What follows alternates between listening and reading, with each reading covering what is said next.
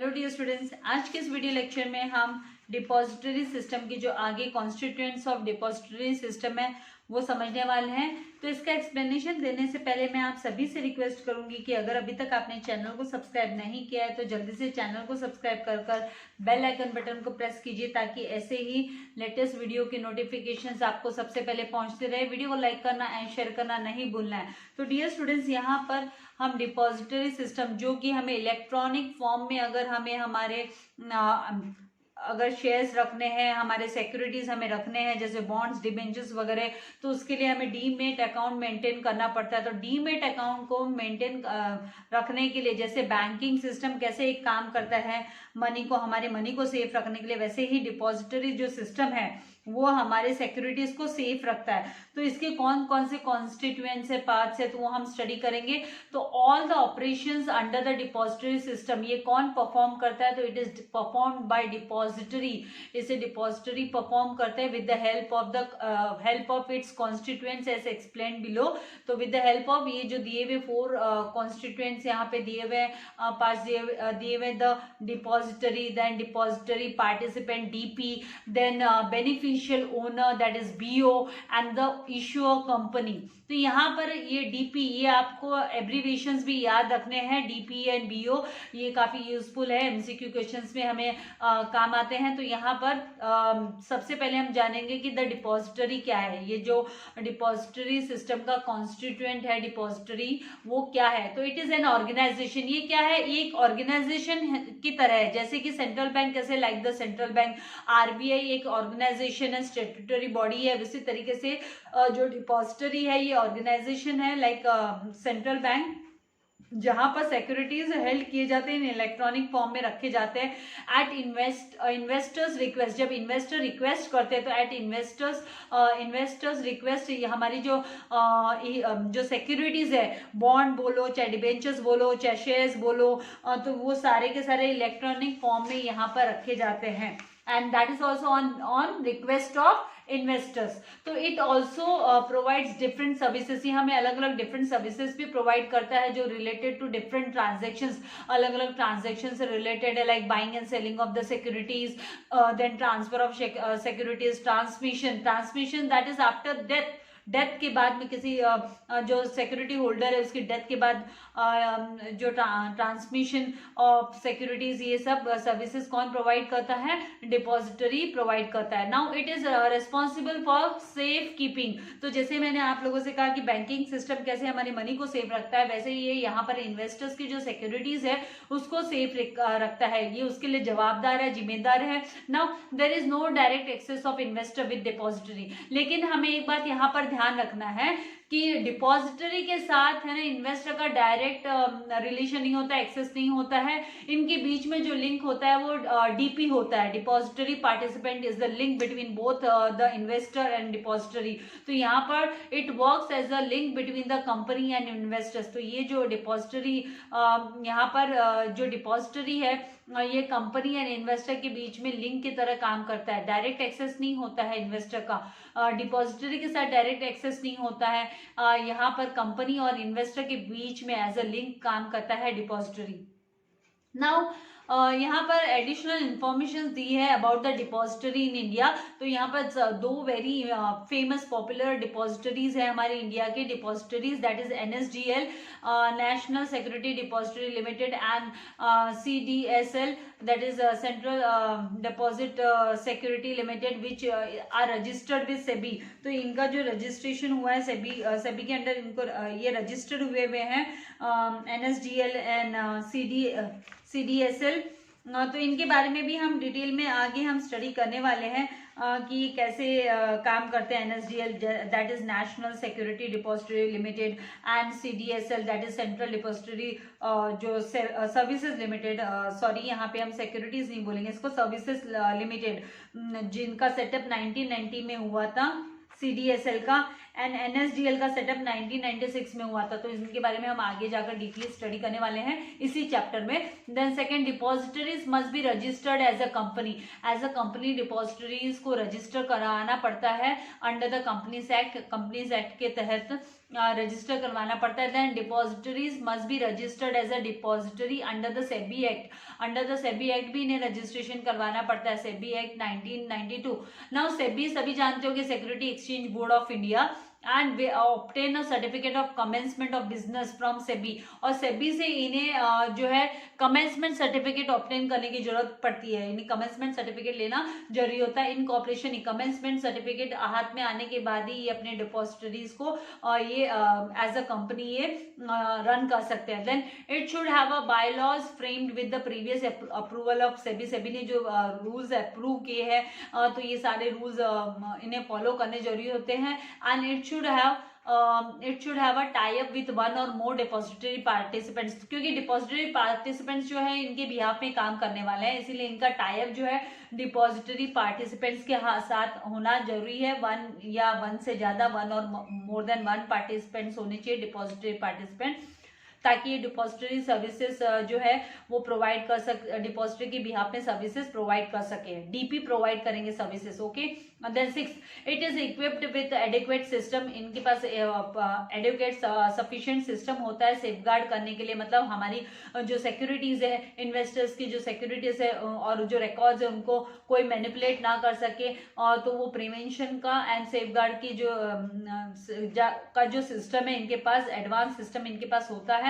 And transactions as per the directions of SEBI, और सेबी जो भी ट्रांजेक्शंस के लिए डायरेक्शंस देते हैं वो सारे इक्विपमेंट्स इनके पास होते हैं, सिस्टम पूरा होता है इनके पास, डिपॉजिटरी के पास। Then 7, depository should have been established by one or more of the following. यहाँ पे इनका सेटअप कहाँ होना चाहिए, तो पब्लिक फाइनेंशियल इंस्टीट्यूशंस में ये डीपी एज अ डीपी ये काम कर सकते हैं। Then bank, then foreign bank then recognise stock exchange में जैसे BSE NSE वगैरह है। Then a body corporate engaged in providing financial services, जो पर्टिकुलर कॉर्पोरेशन है जो फाइनेंशियल सर्विसेज प्रोवाइड करने का काम करती है, तो वहां पर ये लोग एस्टेब्लिश कर सकते हैं अपने डिपॉजिटरी को। तो फिर ये जो जहां पर एस्टेब्लिश करेंगे तो वो they will work as a depository participants on behalf of depository. Then a body corporate constituted or recognized in foreign country for providing custodial or clearing या settlement services in security market में जिनके पास approval है central government से, तो वहां पर भी depository participant as depository system जो है अपना सेटअप कर सकता है। Then institution engage in providing financial services established abroad, बाहर आउट ऑफ कंट्री, हमारे इंडिया के बाहर, एज वेल एंड जिनको अप्रूवल मिला है सेंट्रल गवर्नमेंट से। Then depository is deemed to be registered owner of securities, वो register as a registered owner of securities के रूप में वो काम करती है बिहाफ ऑफ इन्वेस्टर की, मतलब जो इन्वेस्टर कौन होते हैं, बेनिफिशियल ओनर होते हैं, BO। बेनिफिशियल ओनर कौन होता है, इन्वेस्टर होता है, तो उनके जो ट्रांसफर ऑफ सिक्योरिटीज को लेकर, इन्वेस्टर्स के बिहाफ में सिक्योरिटीज के ट्रांसफर को लेकर इनके पास अथॉरिटी रहती है। Then legal framework of depository, इनका लीगल फ्रेमवर्क किस तरीके से होगा, तो अंडर द एक्ट 1992 जो सेबी का एक्ट है उसके तहत ये काम करते हैं। Then SEBI depositories and participants amendment regulation, amendment करते हैं यहाँ पर एडिशंस किया जाता है रूल्स में, that is known as amendment 2012 and by laws of depository के according and the companies act के अकॉर्डिंग ये काम करते हैं। यहाँ पर ये डिपॉजिटरी पार्टिसिपेंट कौन होते हैं, तो DP abbreviation is DP use, तो यहाँ जब भी आपको वो एसपी में डीपी वर्ड आया है, एब्रीवेशन डीपी आया, तो दैट इज डिपॉजिटरी पार्टिसिपेंट, इसका फुल फॉर्म हुआ। तो ये क्या है, it is like an agency, ये एक एजेंसी की तरह है, like agent of the depository के एजेंट के रूप में काम करता है DP. And DP is registered under the SEBI act, ये सेबी एक्ट के तहत इसकी रजिस्ट्रेशन हुई होती है डीपी की। And it enjoys the rights and obligations as specified under SEBI, SEBI ने जो भी राइट्स जो है, इनके हक है, इनकी जो ड्यूटीज है वो मेंशन की है, वो ये they enjoy these rights and obligations.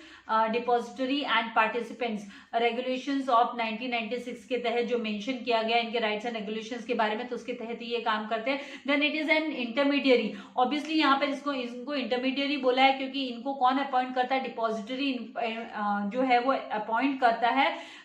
तो ये जो डीपी है वो it is a link between the depository and investor के बीच में ये लिंक के रूप में काम करेगा. डीपी जो है depository participants, it will work as a link between जो डिपॉजिटरी एंड इन्वेस्टर. तो जो इन्वेस्टर है वो डायरेक्टली डिपॉजिटरी से कंसर्न नहीं है, investor will concern with the DP. Now it is directly deals with the customer. जो डिपॉजिटरी पार्टिसिपेंट है वो डायरेक्टली कस्टमर से, जो इन्वेस्टर है उनसे डील करता है. And it send statement of, ये इवन सेंड करते हैं जो स्टेटमेंट ऑफ अकाउंट से टाइम टू टाइम भेजते रहते हैं इन्वेस्टर्स को. And it functions like a security bank, या सिक्योरिटी बैंक के रूप में काम करते हैं. जैसे हमारे सेविंग्स अकाउंट के लिए हम कैसे बैंक्स के पास हमारी मनी को सेव करते हैं, बैंकिंग सिस्टम कैसे सेफ गार्ड करता है, वैसे डिपॉजिटरी सिस्टम हमारे जो सिक्योरिटीज है अलॉटमेंट के दौरान, ट्रांसफर के दौरान हमारे सिक्योरिटीज को हैंडल करने का काम करते हैं. Now it facilitates डीमेटेरियलाइजेशन. तो अगर हमें हमारे सिक्योरिटीज जो हमारे जो फिजिकल फॉर्म में है सिक्योरिटीज को, उसको डीमेटेरियलाइज करने का फैसिलिटी ये जो डिपॉजिटरी पार्टिसिपेंट है वो प्रोवाइड करता है. Then it credits securities in the event of right issue. जब कंपनी राइट इशू करती है, बोनस शेयर्स इशू करती है, तो उस समय पर हमारे सिक्योरिटीज है जो शेयर्स है वो हमारे अकाउंट में, हमारे जो डिपॉजिटरी हमारे डीपी में जो अकाउंट होता है उसमें, ये जैसे हमारे बैंक में कैसे पैसा क्रेडिट हो जाता है, मनी क्रेडिट हो जाता है बैंक अकाउंट में, हमारे सेविंग्स अकाउंट में, दस ही में यहाँ पर हमारा जब डीमेटेरियलाइज्ड अकाउंट होता है, डीमेट अकाउंट, तो उस डीमेट अकाउंट में डिपॉजिटरी जो है हमारे शेयर्स है वो इशू किए हुए शेयर्स है, जो बोनस शेयर्स है वो क्रेडिट कर देते हैं. Now it handles instant transfer, immediate transfer ये हैंडल करता है. जैसे एनईएफटी और आरटीजीएस के दौरान कैसे इंस्टेंट ट्रांसफर कर सकते हैं हम हमारे मनी को, वैसे यहाँ पर इंस्टेंट हम ट्रांसफर कर सकते हैं. हमारा जो डिविडेंड है, इंटरेस्ट है, वो क्रेडिट हो जाता है. जो पे आउट्स करते हैं, कंपनी पे आउट्स करते हैं, तो इंस्टेंटली हमारे खाते में क्रेडिट हो जाता है. It settles trade electronically. अगर हमें कोई buying and selling carry out करना है, हमारे सिक्योरिटीज को सेल करना है या नए सिक्योरिटीज परचेस करना है, तो उसमें भी ये इलेक्ट्रॉनिकली हमें सेटलमेंट करवा के देता है. Then following can work as a DP. As a DP कौन कौन काम कर सकता है? तो as a DP financial institutions काम कर सकते हैं, एज अ डीपी बैंक्स काम कर सकते हैं, लेकिन इनको अप्रूवल लेना पड़ता है. देन अप्रूव्ड फॉरेन बैंक्स काम कर सकते हैं. कस्टोडियंस जो होते हैं, जो कि रेस्पॉन्सिबल फॉर ओवरसीइंग ऑपरेशंस जो है एसेट एंड फंड को लेकर, तो वो कस्टोडियंस काम कर सकते हैं as a DP. Then stock brokers काम कर सकते हैं as a DP. Then clearing corporations काम कर सकते हैं as a DP. Then NBFC non banking जो फाइनेंशियल कंपनीज है, जो बैंक नहीं है, वो काम कर सकते हैं, एनबीएफसी कर सकते हैं. And registrar to an issue और शेयर ट्रांसफर एजेंट्स, जो जिसका रजिस्ट्रेशन जिस एजेंट ने रजिस्ट्रेशन करवाया है इशू का एंड ट्रांसफर ऑफ शेयर्स का, तो वो ये काम कर सकता है, एज अ डीपी वर्क कर सकता है. Then 12th one, the DP maintains account of securities of each investor. तो ये है ना हमारा जो पोर्टफोलियो है, जो सिक्योरिटीज है, उसको ये उस अकाउंट को, पोर्टफोलियो जिसे हम बोलते हैं, उस अकाउंट को ये मेंटेन करता है डिपॉजिटरी पार्टिसिपेंट. हमारी बाइंग सेलिंग सब सेटलमेंट ये करके रखता है. Then DP has a unique number of identification. हमारा जैसे हमारा सेविंग्स अकाउंट में कैसे हमारा अकाउंट नंबर होता है, वैसे डीपी का भी यूनिक नंबर होता है फॉर आइडेंटिफिकेशन, आइडेंटिफाई करने के लिए. Now third one is the beneficial owner. ये भी वन ऑफ द कॉन्स्टिट्यूएंट है, इंपॉर्टेंट कॉन्स्टिट्यूएंट हुआ. ऑब्वियसली अगर कोई इन्वेस्टर ही नहीं होगा तो भाई डिपॉजिटरी पार्टिसिपेंट्स किसको सर्विस देंगे, राइट? तो यहाँ पर ये भी बहुत इंपॉर्टेंट रोल प्ले करता है. तो द बीओ जो है इज द इन्वेस्टर हुआ, इन्वेस्टर ऑफ द सिक्योरिटीज, जिसने सिक्योरिटीज में इन्वेस्ट किया है. Who has availed the services of depository participant. तो डिपॉजिटरी पार्टिसिपेंट्स की सर्विसेज कौन एंजॉय करने वाले? ऑब्वियसली बीओ जो है बेनिफिशियल ओनर है, वो लोग एंजॉय करने वाले. तो BO is entitled to all rights. इनके ये सारे चीजों के लिए हकदार होते हैं, इनको सारे बेनिफिट्स मिलने चाहिए जो इनके, and is subject to all liabilities with respect to securities. अगर इनकी सिक्योरिटी को लेकर कोई लायबिलिटी, इनको कोई पेमेंट करना है, कोई इनका ट्रांजैक्शन चार्जेस वगैरह है तो वो सबके लिए कौन, बीओ ही लायबल है, उसको ही पेमेंट करना है। उसके बिहाफ में कोई बिहाफ में डिपॉजिटरी पार्टिसिपेंट पेमेंट करेगा, लेकिन वो जो डेबिट होगा वो उसी के अकाउंट से डेबिट होगा। तो BO is entitled to all rights benefits and is subject to all liabilities also which are related to the securities held by the depository. जो सिक्योरिटीज डिपॉजिटरी ने हेल्ड करके रखे उसके ऑन बिहाफ ऑफ बीओ, तो उसके लिए वही entitled है। Then BO can also be called as a client of depository, तो हम उसे डिपॉजिटरी का क्लाइंट भी बोल सकते हैं, डिपॉजिटरी का कस्टमर हुआ वो, क्योंकि डिपॉजिटरी किसको सर्विसेज प्रोवाइड करने वाले हैं, बीओ को। डिपॉजिटरी एंड डीपी जो है वो बीओ को सर्विसेज प्रोवाइड करने वाले हैं। डिपॉजिटरी डायरेक्टली सर्विस प्रोवाइड नहीं करते हैं बीओ को, डीपी जो है वो लिंक होता है in between BO and depository. Then fourth one, BO client is required to open a demat account. अब ये सर्विसेज उसे अवेल करने के लिए, सर्विसेज पाने के लिए बीओ को क्या करना पड़ता है, डीमेटेरियलाइज्ड अकाउंट ओपन करना पड़ता है विद द डीपी। जो डिपॉजिटरी पार्टिसिपेंट है उनके पास डीमेट अकाउंट ओपन करना जरूरी होता है। जैसे एंजल ब्रोकिंग वगैरह आप लोगों ने नाम सुना होगा। तो यहाँ पर for electronic holding of securities, अगर उन्हें सिक्योरिटीज इलेक्ट्रॉनिक हेल्ड करना है, then BO has to pay. ICICI bank का भी डीमेट अकाउंट होता है, आईसीआईसीआई बैंक है, एचडीएफसी बैंक है, तो many banks are also giving these services. Depository system का सर्विसेज वो प्रोवाइड करते हैं। जीरो बैलेंस अकाउंट भी होते हैं। तो ये जो है ना डीमेट अकाउंट को लेकर आप लोगों को एक लिंक में डिस्क्रिप्शन में देने वाली हूँ चैनल की, जिसमें है ना आप लोगों को इससे रिलेटेड सारी जानकारियां मिलती है, मार्केट न्यूज से लेकर मार्केट में आईपीओ क्या होता है, देन म्यूचुअल फंड्स क्या होते हैं, डिपॉजिटरी ये जो बैंक अकाउंट ओपन करना होता है, डीमेट अकाउंट जो बैंक अकाउंट से हम लिंक करते हैं वो क्या है। तो इसके मार्केट रिलेटेड जानकारी जो मे बी आपको फ्यूचर में यूजफुल होंगी, तो आप वो लिंक से आप चैनल को सब्सक्राइब कर सकते हो। एंड ज़्यादा से ज़्यादा अपने फ्रेंड्स के साथ एंड रिलेटिव्स के साथ भी शेयर कीजिएगा, तो जिनको इसका बेनिफिट उठाना है, लाभ उठाना है, वो बेनिफिट ले सकते हैं। आपको फ्री में एडवाइस भी मिलती है। आगे जाके ऑब्वियसली 12th के बाद में आप लोग क्या करने वाले हो, आप कुछ ना कुछ साइड इनकम अर्न करने वाले हो, तो you can start your planning also.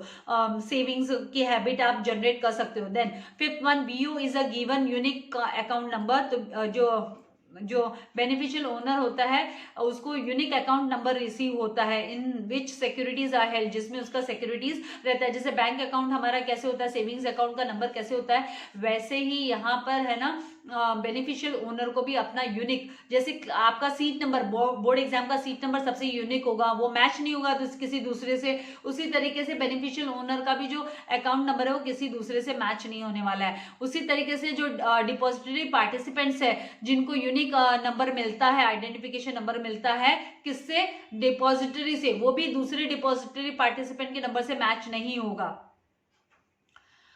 फिर लास्ट द इश्यूअर कंपनी, जो कंपनी इशू करती है सिक्योरिटीज इशू करती है इन डीमेटेरियलाइज फॉर्म में, तो it means the company which has issued the securities which are dematerialise, electronically issue करती है, तो it must register with the depository. तो यहाँ पर उस कंपनी को भी डिपॉजिटरी के साथ रजिस्ट्रेशन अपना करवाना पड़ता है, तभी तो जो डिपॉजिटरी है वो लिंक बन सकेगा इश्यूअर कंपनी के बीच में एंड बीओ के बीच में। हाँ, डायरेक्टली डिपॉजिटरी काम नहीं करता है बीओ के लिए डिपॉजिटरी के बिहाफ में डीपी काम करता है, डिपॉजिटरी पार्टिसिपेंट काम करते हैं। तो यहाँ इनके बारे में डिटेल में आगे इनका प्रोसेस कैसे मूव करता है, तो इन कॉन्सेप्ट्स को हम स्टडी करने वाले हैं कि डिपॉजिटरी सिस्टम कैसे वर्क करेगा एंड उसका इलस्ट्रेटिव रिप्रेजेंटेशंस भी दिया हुआ है, तो वो भी हम कैसे फंक्शन करता है डिपॉजिटरी सिस्टम, तो उसको भी हम काफी डिटेल में समझने वाले हैं।